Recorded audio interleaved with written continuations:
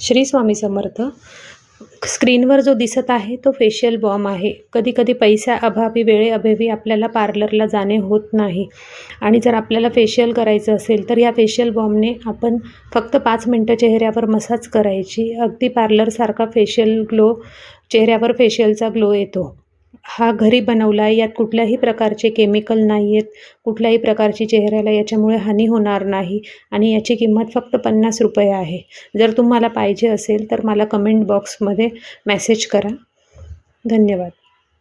Shri Swami Samarth.